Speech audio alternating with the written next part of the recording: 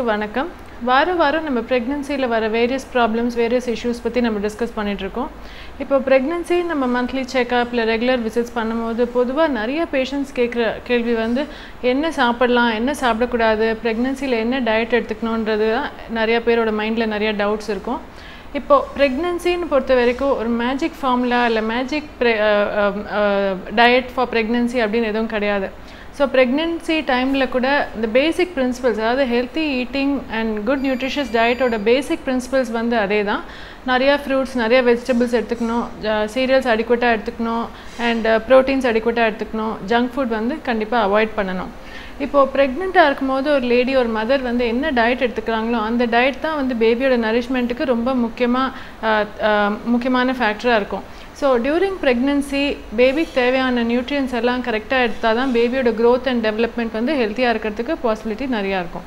So pregnancy diet, ப்ரெக்னென்சியில் என்ன சாப்பிடணும் அப்படின்னு கேட்டாங்கன்னா, ஜென்ரலாக ப்ரெக்னென்சி டைமில் வந்து நார்மலாக சாப்பிட்ற அமௌண்ட்டோட ஒரு எக்ஸ்ட்ரா ஒரு 200 to 300 கேலரிஸ் எக்ஸ்ட்ரா எடுத்தால் போதும்.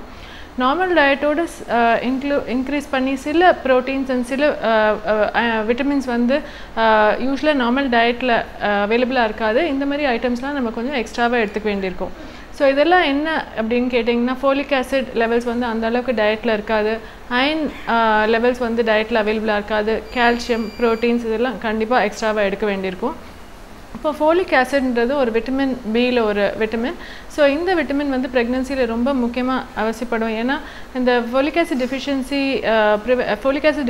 ஃபோலிக் ஆசிட் லெவல்ஸ் வந்து உடம்புல கம்மியாக இருந்ததுன்னா சில பர்த் டிஃபெக்ட்ஸ், அதாவது பேபியோட பிரெயின் அண்ட் ஸ்பைனல் கார்டில் பர்த் டிஃபெக்ட்ஸ் வரதுக்கு வாய்ப்பு இருக்குது. ஸோ இந்த பர்த் டிஃபெக்ட்ஸ்லாம் நம்ம அவாய்ட் பண்ணணும், பாசிபிலிட்டி ரெடியூஸ் பண்ணணும்னா கண்டிப்பாக ஃபோலிக் ஆசிட் சப்ளிமெண்ட் எடுக்க வேண்டியிருக்கும். டயட்டில் ஃபோலிக் ஆசிட் வந்து யூஸ்வலாக லீஃபி க்ரீன் வெஜிடபிள்ஸ், சீரியல்ஸ் எல்லாத்துலேயுமே ஃபோலிக் ஆசிட் லெவல்ஸ் இருக்கும். பட் யூஸ்வலாக ப்ரெக்னன்சியில் தேவைப்படுற அளவுக்கு ஃபோலிக் ஆசிட் டயட்லேருந்து மாத்திரம் வராது. ஸோ டயட்ரி சப்ளிமெண்ட், ஒரு ஃபோலிக் ஆசிட் எக்ஸ்ட்ரா டேப்லெட்ன்றது எக்ஸ்ட்ராவாக ஒரு ப்ரெக்னன்சி பிளான் பண்ணும்போதே ஒரு 2 to 3 months பிஃபோர் ப்ரெக்னன்சியே இந்த ஃபோலிக் ஆசிட் சப்ளிமெண்ட் எடுக்கிறது வந்து ரொம்ப இம்பார்ட்டண்ட். ஸோ இன்னொரு இம்பார்ட்டண்ட் விட்டமின் மினரல் வந்து கால்சியம்னு ஒரு மினரல். இப்போது கால்சியம் வந்து ப்ரெக்னன்சி டைமில் பேபியோட போன்ஸ், பேபியோட டீத் எல்லாம் டெவலப் ஆகிறதுக்கு இந்த கால்சியம் மினரல் வந்து ரொம்ப முக்கியமாக தேவைப்படுது. ஸோ இந்த கால்சியமோட டெய்லி ரிக்வயர்மெண்ட் வந்து ஆல்மோஸ்ட் 1000 milligrams per day தேவைப்படும். And most of this calcium வந்து மில்கில், தயிரில், பாலில், சீஸ்லேருந்து டயட்டில் இன்டேக் இருக்கும். இப்போது தேவையான அளவுக்கு கால்சியம் இன்டேக் எடுக்கலைன்னா ப்ரெக்னன்சியில், அப்போது பேபியோட நெசசிட்டிஸ்க்காக கால்சியம் வந்து மதரோட போன்ஸ்லேருந்து, மதரோட ஸ்டோர்ஸ்லேருந்து கால்சியம் பேபியோட டெவலப்மெண்ட்டுக்கு போயிடும். ஸோ மதர் வந்து கால்சியம் டெஃபிஷியண்ட்டாக ஆகிடுவாங்க.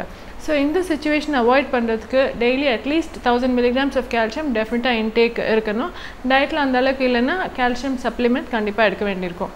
ஸோ கால்சியமோடு சேர்த்து விட்டமின் டின்னு ஒரு நியூட்ரியன் கூட அந்த போன் அண்ட் டீத் டெவலப்மெண்ட்டுக்கு ரொம்ப இம்பார்ட்டண்ட்டாக தேவைப்படும்.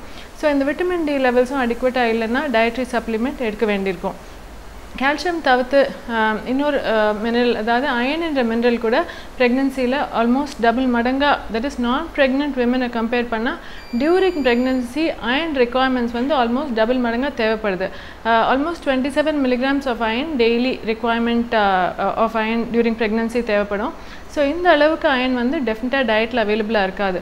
ஸோ டயட்லேயே அயன் இன்க்ரீஸ் பண்ணணுன்னா கொஞ்சம் கீரை வகைகள், பருப்பு இதெல்லாம் இன்க்ரீஸ் பண்ணணுன்னா அயன் வந்து சேரும்.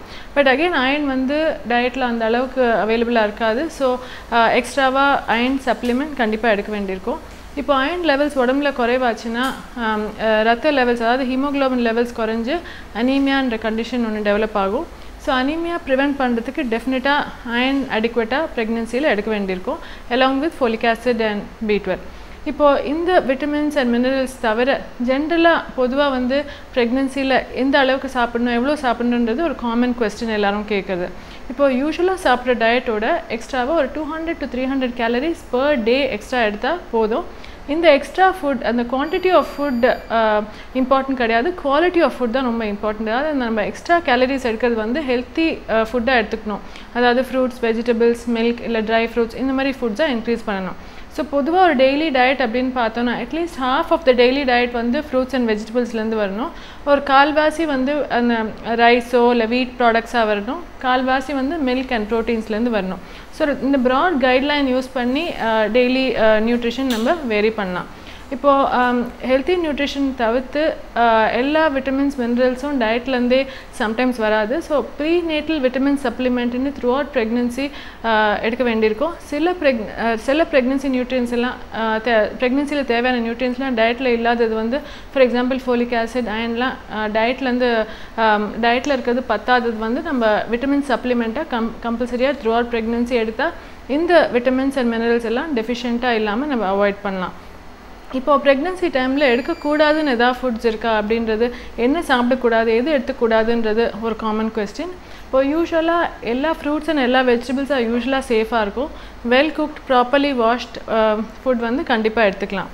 இப்போது எடுக்கக்கூடாத ஃபுட் வந்து யூஸ்வலாக எக்ஸஸ் ஆஃப் காஃபி கன்சம்ஷன் ஜெனரலாக அவாய்ட் பண்ண சொல்லுவோம். அதாவது more than 2 cups of coffee per day வந்து எடுத்துக்க வேண்டான்றது தான் ரெக்கமெண்டேஷன். மாட்ரேட்டாக காஃபி 1 or 2 glasses எடுத்தால் ஒன்றும் மேஜர் ஹார்ம்ஃபுல் எஃபெக்ட்ஸ் எதுவும் வராது. பட் எக்ஸஸ் காஃபி கன்சம்ஷன் டெஃபினட்டாக அவாய்ட் பண்ணணும். அதே மாதிரி அன்குக்ட் மீட்டில் அண்டர் குக்ட் ஃபுட், அதாவது சரியாக குக் பண்ணாத half boiled egg, soft boiled egg, இந்த மாதிரி சரியாக குக் ஆகாத ஃபுட் வந்து கண்டிப்பாக ப்ரெக்னென்சியில் அவாய்ட் பண்ணணும். அன்பேஸ்சுரைஸ்ட் சீஸ், அதாவது ப்ராப்பராக ஹீட் யூஸ் பண்ணி அதை கிருமியெல்லாம் இல்லாமல் இருக்கிற ஃபுட் வெரிஃபை பண்ணாட்டி அந்த மாதிரி ஃபுட்டெல்லாம் டெஃபினட்டாக அவாய்ட் பண்ணணும். சர்டன் டைப்ஸ் ஆஃப் ஃபிஷ்ஷில் வந்து மர்க்குரி லெவல்ஸ் அதிகமாக இருக்கும். ஸோ இந்த மாதிரி ஃபுட்ஸ் இந்த ஸ்பெசிஃபிக் குரூப் ஆஃப் ஃபுட்ஸ் தான் அவாய்ட் பண்ணணும். தவிர பொதுவாக நார்மல் டே டு டே லைஃப்பில் ரெகுலர் டயட் டெஃபினட்டாக எடுத்துக்கலாம். இப்போது சர்டன் ப்ரெக்னென்சி மிஸ்கன்செப்ஷன்ஸ் இருக்கும். அதாவது டயட்டை பொறுத்த வரைக்கும் டபுளாக சாப்பிட்ணும், டபுள் மடங்காக சாப்பிட்ணும், double the amount of calories சாப்பிட்ணுன்றது நிறைய பேர் யோசிச்சுட்டு இருப்பாங்க.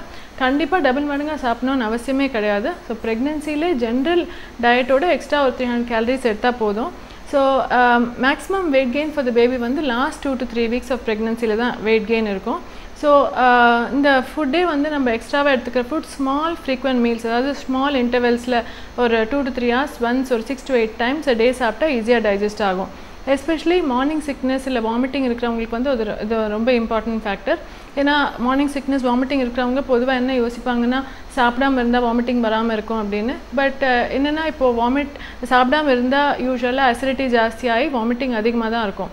ஸோ இந்த மாதிரி வாமிட்டிங் இருக்கும்போது கூட ஜென்ரல் ரெக்கமெண்டேஷன் என்னென்னா ஒரு 2 to 3 hours ஸ்மால் மீல்ஸ், அதாவது பிளாண்டாக டேஸ்ட் இல்லாமல் ஸ்மெல் இல்லாத ஃபுட்ஸ் யூஸ்வலாக எடுத்துக்கோங்கன்னு தான் ரெக்கமெண்ட் பண்ணுவோம். எனி ஸ்ட்ராங் ஸ்மெல்லே ஒரு நாசியா வாமிட்டிங் ட்ரிகர் ஆஃப் பண்ணிடுறதுனால டேஸ்ட்லெஸ் பிளாண்ட் ஃபுட் தான் வாமிட்டிங் இருக்கும்போது எடுத்துக்கிறது ரெக்கமெண்டேஷன். சர்டன் பீப்புளுக்கு வந்து ப்ரெக்னென்சியில் சர்டன் கிரேவிங்ஸ் இருக்கும். சடனாக ஒரு பர்டிகுலர் ஃபுட்டு டெய்லி சாப்பிடணும் போல் இருக்கும். இல்லைன்னா ரொம்ப பிடிச்ச ஃபுட் கூட சடனாக அவாய்ட் பண்ணி வேண்டான்றது யோசிப்பாங்க. ஸோ அவங்களுக்கு என்ன கிரேவிங்ஸோ இல்லை என்ன டிஸ்லைக் இருக்கோ அதுக்கு தகுந்த மாதிரி அவங்க டிசைட் பண்ணலாம். ஸ்பெசிஃபிக்காக கம்பல்சரியாக இந்த ஃபுட் சாப்பிடணும் இது கூடாதுன்றது எக்ஸப்ட் அந்த சர்டன் அன்குக்ட் ஃபுட் எல்லாம் தவிர வேறு அவாய்ட் பண்ணணும்னு அவசியம் கிடையாது. So general recommendation for nutrition in pregnancy வந்து ப்ராப்பர் ஹெல்த்தி டயட் எடுத்துக்கணும். And weight gain in pregnancy எவ்வளோ இருக்கும் அப்படின்றது again a common question. Weight gain in pregnancy எந்த அளவுக்கு வெயிட் இன்க்ரீஸ் பண்ணான்றது வந்து ப்ரீ ப்ரெக்னன்சி வெயிட் எவ்வளோ இருக்குது, அவங்களோட ஆக்டிவிட்டி லெவல் எவ்வளோ இருக்குன்றது அந்த மாதிரி தான் நம்ம ரெக்கமெண்ட் பண்ண முடியும். ஸோ நார்மல் வெயிட் இருக்கிறவங்களுக்கு வந்து ப்ரெக்னன்சியில் around 11 to 15 kg weight gain இருக்கலாம். ஆல்ரெடி ஓவர் வெயிட்டாக இருக்கிறவங்க அவங்க வெயிட் கெயினை வந்து 6 to 11 kgக்கு லிமிட் பண்ணிடணும். அண்ட் அண்டர் வெயிட்டாக இருக்கிறவங்க 12 to 18 kg இன்க்ரீஸ் பண்ணலாம். ஸோ இதெல்லாம் broad guidelines. But weight gain வந்து அம்மாவோட வெயிட் மதரோட வெயிட் இன்க்ரீஸ் ஆகுதா இல்லை பேபி வெயிட் இன்க்ரீஸ் ஆகுதா இல்லை வாட்டர் ரிட்டென்ஷனால் வெயிட் இன்க்ரீஸ் ஆகுதான்றது நம்ம கண்டுபிடிக்க முடியாது. So generally proper healthy nutrition and regular exercise எடுத்துக்கிட்டால் இதுவே வந்து பேபி ஹெல்த்தியாக இருக்கிறதுக்கு, பேபிக்கு அடிக்வெட் நரிஷ்மெண்ட், பேபியோட க்ரோத் அண்ட் டெவலப்மெண்ட் சப்போர்ட் பண்ணுறதுக்கு அடிக்வெட்டாக போதுமாக இருக்கும்.